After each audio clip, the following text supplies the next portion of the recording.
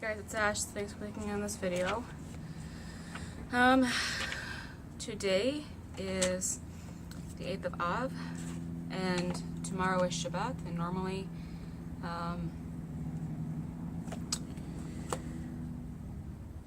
for Av, the 9th of Av, we fast and we mourn, but it's pushed off till Sunday.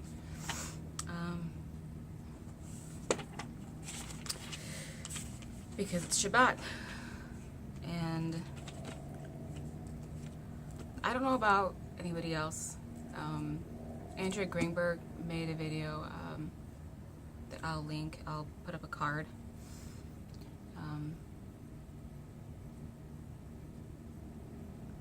How this time every year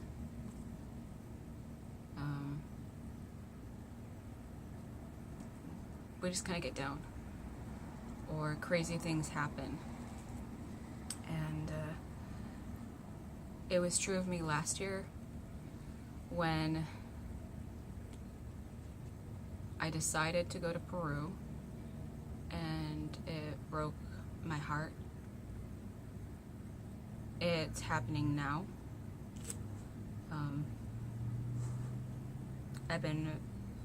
This past week, I've been very frustrated and angry and upset, and I thought I was justified in my disposition. And when I started reading Parshat Devarim,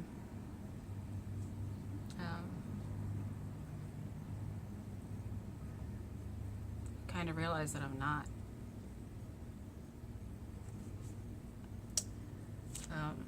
So I'm just going to read, and I'm going to stop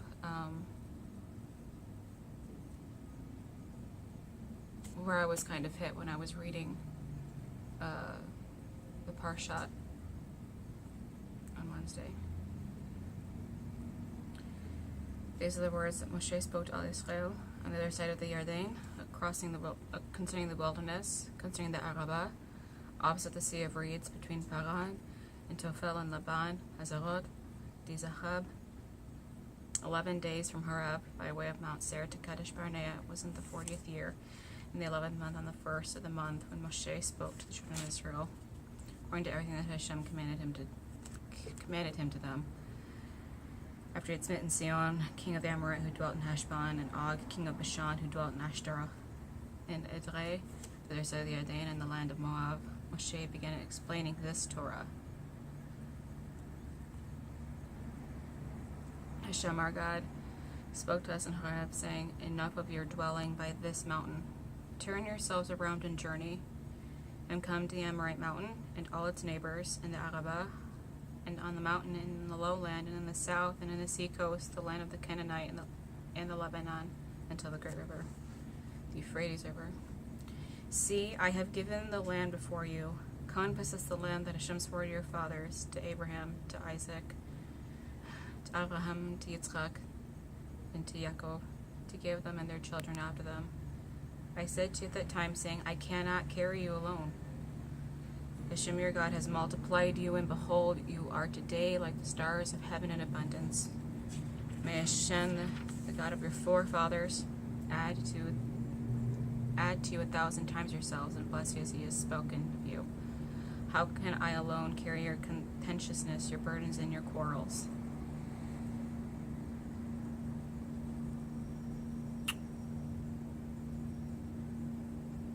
And I kind of stopped, because I've been complaining.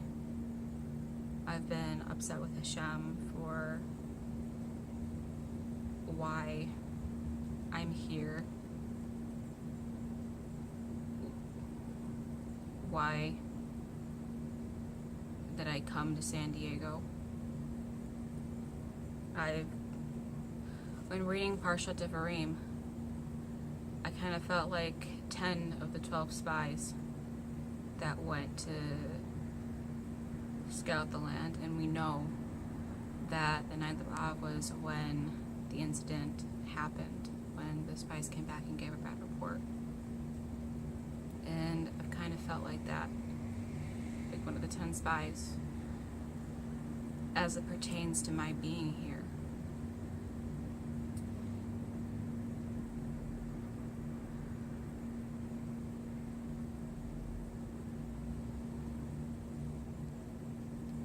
Because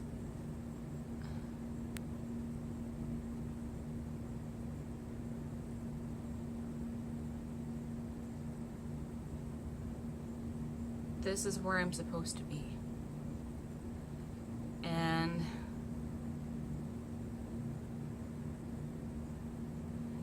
in my heart, I know that there's no option for me to go back to Michigan. Of course I can choose, but in my heart I know that that's not what I'm meant to do. I still can't help but feel sometimes like I want to run away. Because I'm afraid. Because I'm not, in my mind, I have not yet succeeded. I haven't secured a place for myself. I haven't found a lasting job.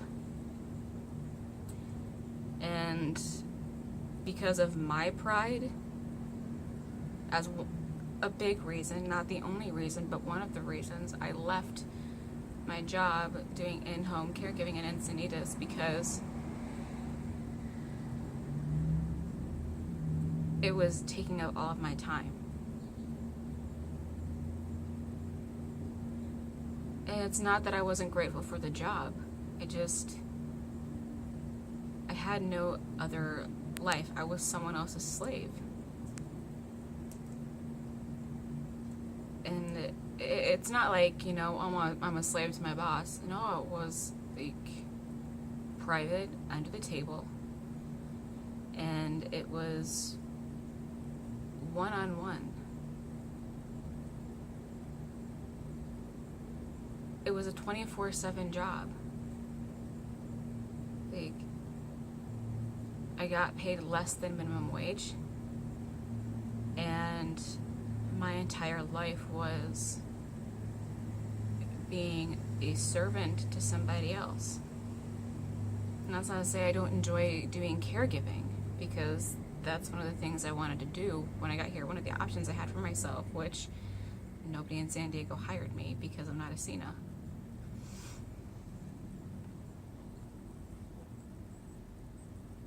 It was just too much. Anyway, I'm going to continue.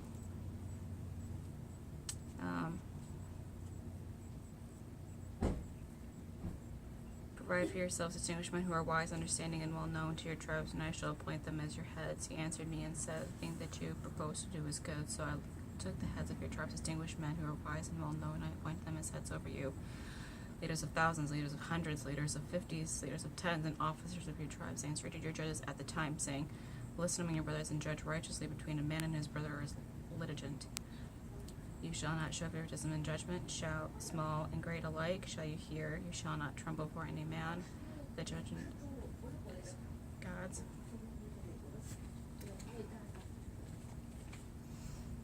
Any matter that is too difficult for you, you shall bring to me, and I shall hear it. I commanded you at the time all the things that you should do. We journeyed from the Erev, and we went through that entire great and awesome wilderness that you saw by the way of the Amorite mountain, as Hashem, God, commanded us. And we came into Kadesh Barnea. Then I said to you, you have come until the Amorite mountain that Hashem, our God, gives us. So, talking about the wilderness and all the pit stops that they made, I can't help but relate to the past year I've had. I'm still kind of, sort of in the wilderness. I'm close to settling, but not yet. From the time where I told myself I was going to convert to Judaism once I got out of college to now, I've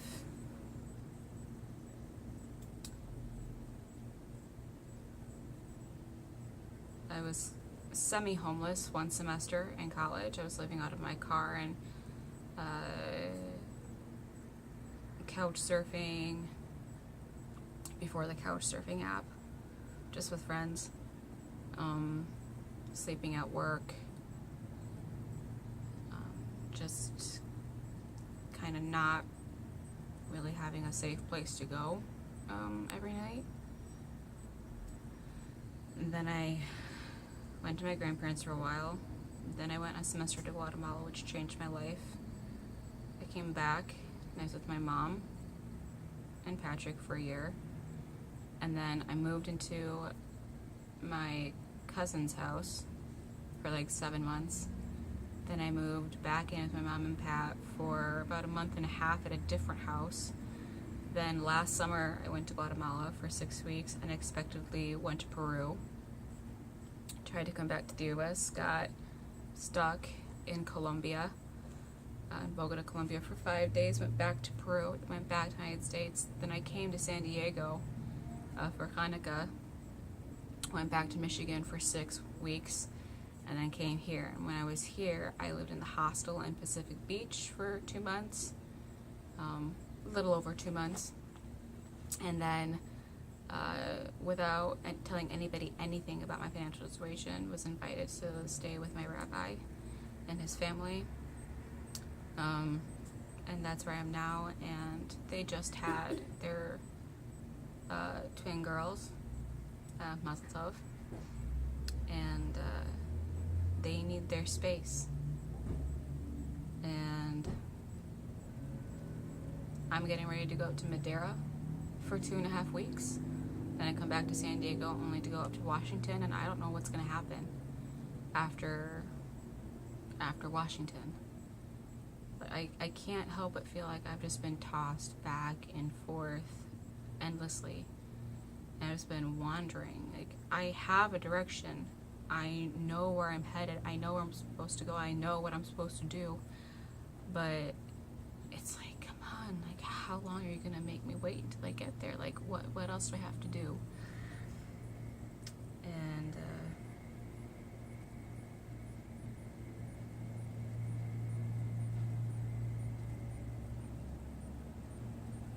it's hard for me to, okay, San Diego is beautiful, so I'm not saying anything about the land, but it is a difficult place to live in. It's expensive, it's hard to get a job.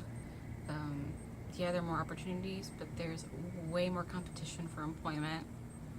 It's tough, and I don't want to bring to you a bad report about San Diego, but it's hard not to. And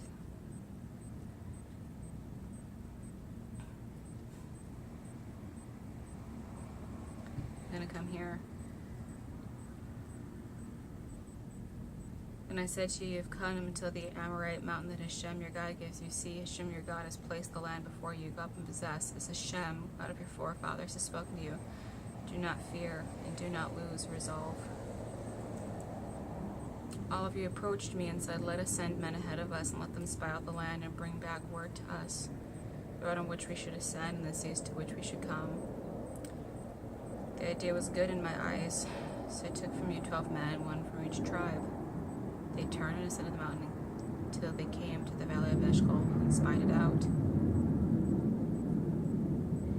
They took in their hands from the fruit of the land, brought it down to us. They brought back word to us and said, good is the land that Hashem our God gives us, but you did not wish to ascend, and you rebelled against the word of Hashem your God, and you slandered in your tents.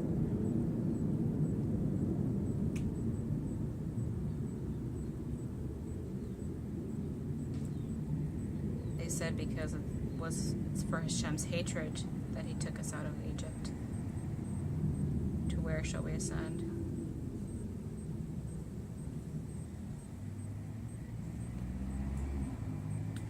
Do not be broken and do not fear.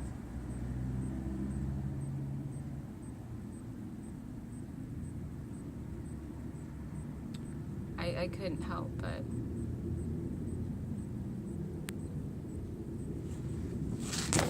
apologize. Camera issues. I can't help but feel like despise, and I did my scouting during Hanukkah.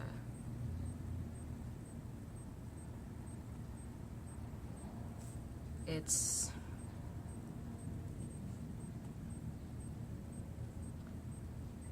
tough.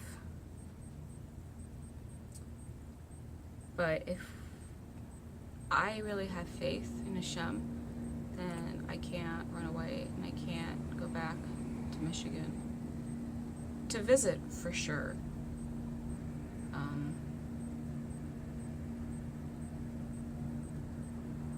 But there's nothing more for me there. It's true. I have a job I could go back to and make money instantly. I could stay with my mom again and have no worry for a place to live. It's true.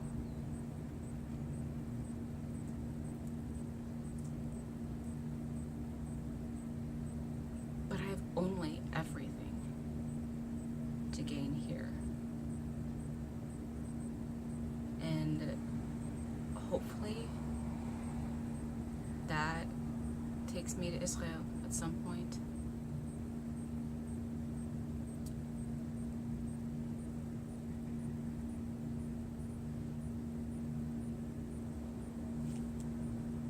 Yom Kippur is a long ways away.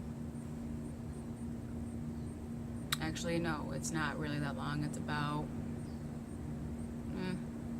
a month and a half away.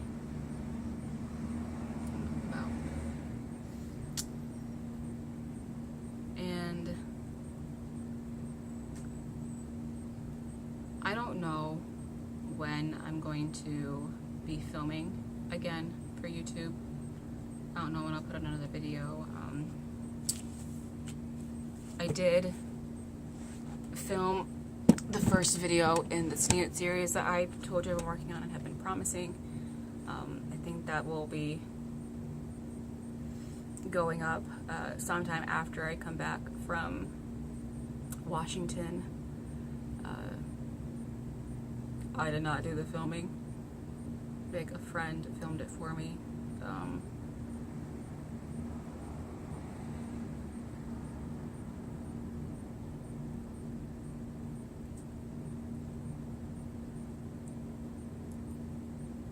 I know what I'm about to say is so cliche, and you've probably heard it a butt ton throughout, you know, whatever you do, the 3 weeks or the 9 days.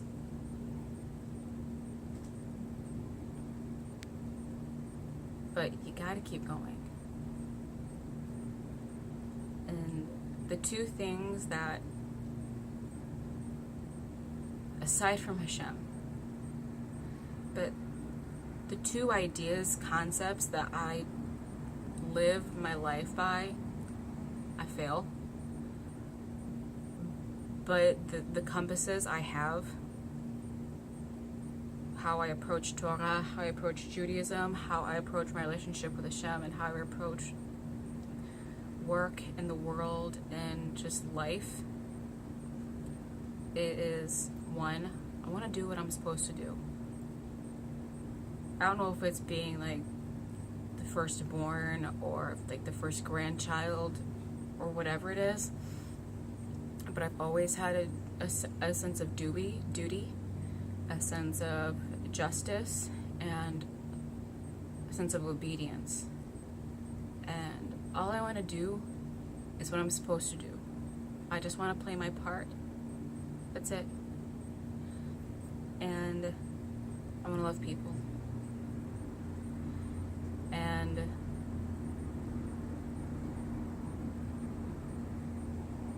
that's why I'm here. I moved here for the community I'm in. I moved here to learn from my Rav, Rabbi. My Rabbanit is becoming my best friend. I moved here because I was moved to come here. Because I was promised 7 years ago in the spring that I would come to the West Coast. I would come out west. And that's why I'm here.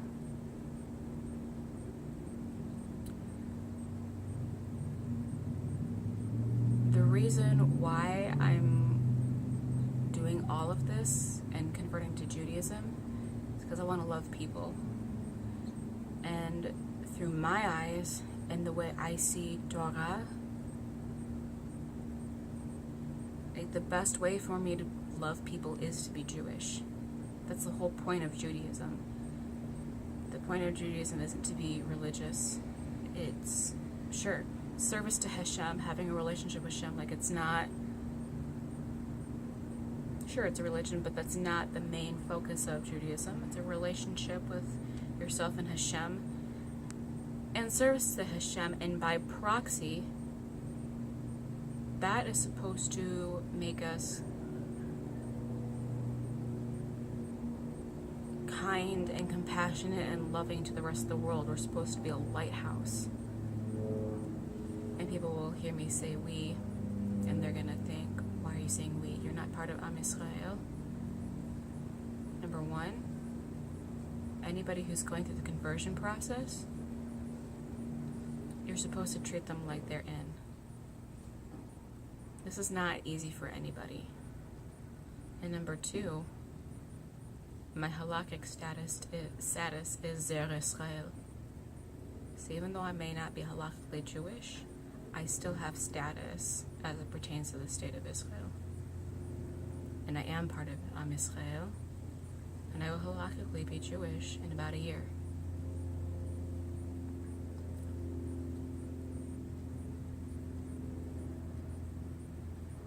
The whole point is to love people.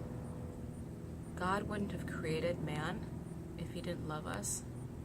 He wouldn't have created woman, the counterpart to man. He wouldn't have created more than one of us if the whole idea wasn't relationship, if the whole purpose wasn't to replicate and emulate that love.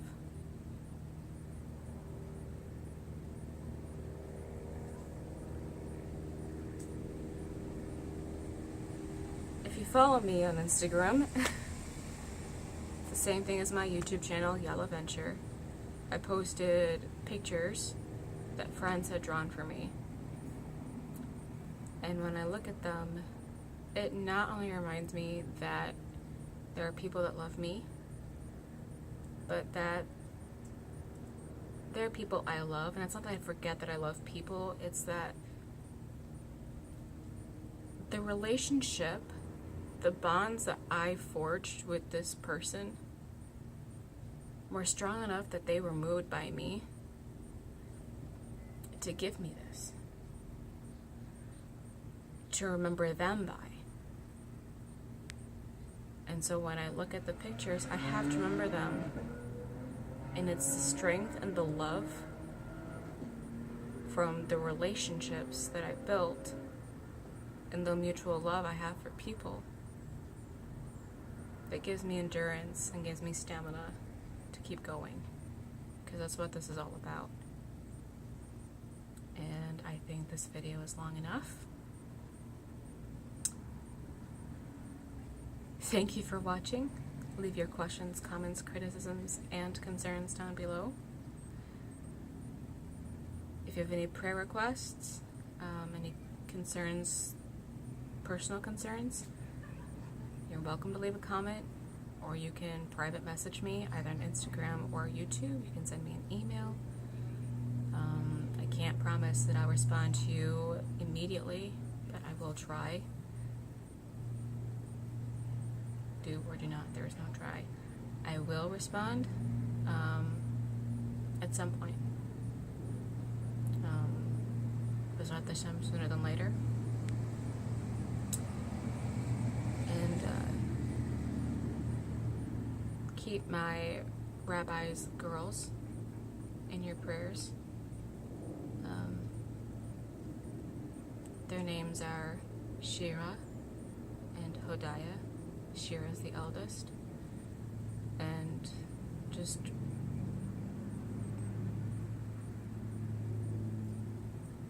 pray that, that they leave hospital in good health. And if you would add me to your prayers as well, that would be greatly appreciated. Just that Hashem continues to provide for me in the way that I need and the way that He sees fit. So, take care. Espero que Dios te bendiga. Shalom Aleichem. Have an easy fast for Tisha B'Av. Hasta la próxima.